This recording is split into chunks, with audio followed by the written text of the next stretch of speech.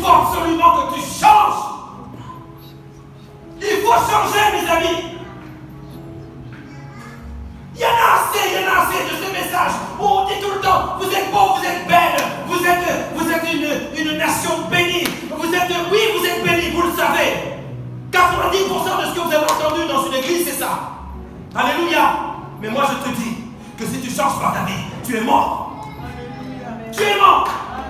Parce que tu as peu de puissance et que tu as gardé ma parole et que tu n'as pas renié mon nom.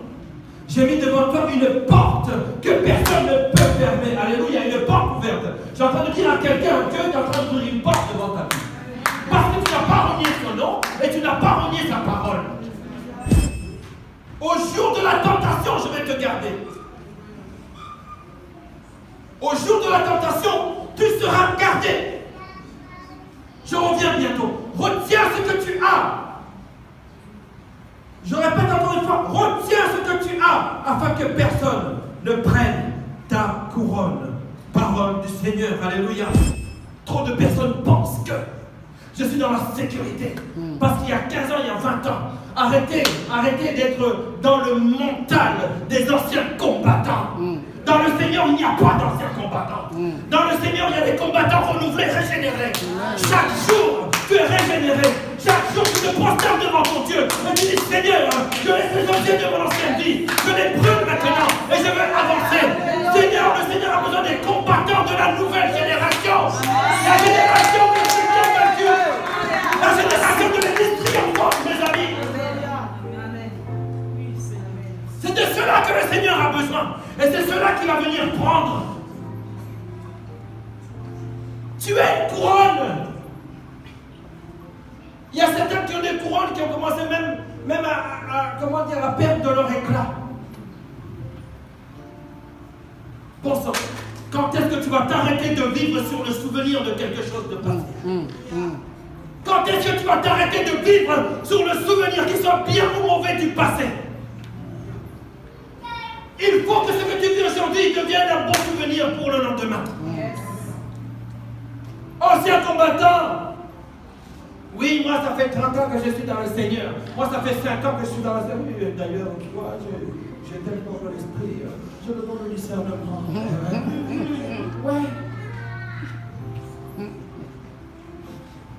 Il se pourrait que quelqu'un t'ait déjà arraché la couronne que tu avais. Ce qui est important dans ta foi, ce n'est pas la grosseur, mais c'est son intensité. Une force, elle est mesurée par un point, un sens, une direction et une intensité. Je ne vais pas donner des cours ici, mais je veux juste te dire une chose. Tu n'es pas obligé d'avoir une foi grosse comme une montagne. Et maintenant, c'est un grain de sable qui peut déplacer une montagne. Où est ton grain de sable? Où est ton grain de sable? Est-ce que tu as retenu ce que tu avais? Et ça ne serait pas bon que quelqu'un puisse conjuguer ce que je suis en train de dire là au passé. Ou est-ce qu'il te reste encore un peu? Un petit peu. Juste un peu. Pour ne pas perdre ta couronne. Écoute bien ce que je vais te dire. Il y a des choses que Dieu dit à l'église de garder. Mais il y a des choses que Dieu dit qu'il faut lâcher. Qu'il faut abandonner. À ce jeune homme-là, il m'a dit, c'est le jeune homme riche. Si vous lisez un petit peu plus haut, vous allez voir ce que ce jeune homme était. Il n'était pas n'importe qui, il craignait Dieu. Il craignait Dieu, il allait à l'église, il allait au temple, il était assidu à l'enseignement. Il connaissait la parole de Dieu. Il dit, Seigneur, maître, je vais te suivre. C'est pour ça que je te dis, lorsque tu dis Seigneur, lorsque tu dis que moi je vais à l'église, il faut savoir ce que tu es en train de dire. Il y a des choses que Dieu te dit de garder, mais il y a des choses qu'il te dit qu'il faut abandonner. Pour ce jeune homme, c'était la richesse. La richesse était tout ce qui était dans son cœur, tout ce que son cœur désirait. Là où était tout son cœur. Ton cœur est penché à quoi aujourd'hui? Le Seigneur te dit, ça tu dois l'abandonner. Ça tu dois le laisser.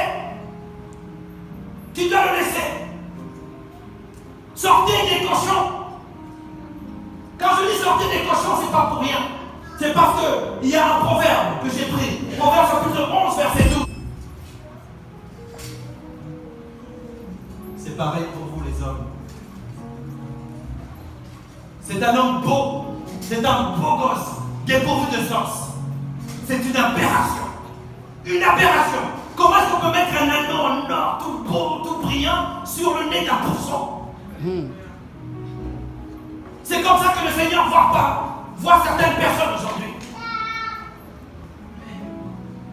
C'est comme ça qu'il voit certaines personnes. Tu vois de la valeur. Tu as quelque chose que Dieu t'a donné.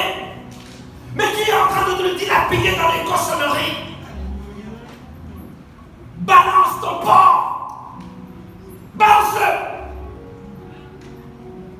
Tu n'es pas obligé d'accepter que la vie est en train de te donner. Ce n'est pas tout ce qui est devant toi et ce n'est pas tout ce qui brille qui est de là. Tu as beau être beau, tu as beau être belle, ton enveloppe charnelle peut être beau et belle, alléluia.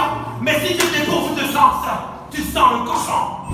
Dis-moi, qu'est-ce qui te lie encore dans les choses de ce monde que tu n'arrives pas à lâcher?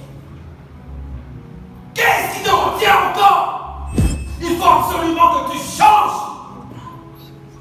Il faut changer, mes amis.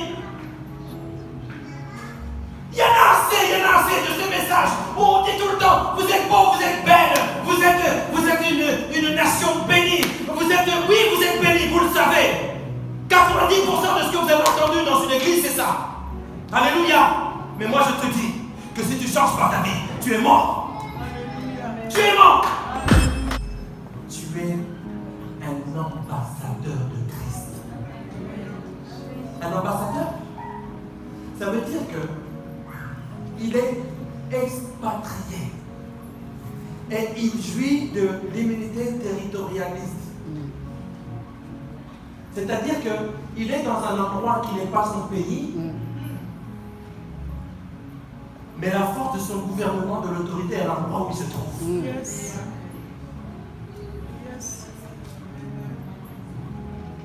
Tu es le représentant, la représentante plénipotentiaire de la justice divine sur cette terre. On ne doit pas jouer avec toi. Yes. Et toi-même, tu ne dois pas jouer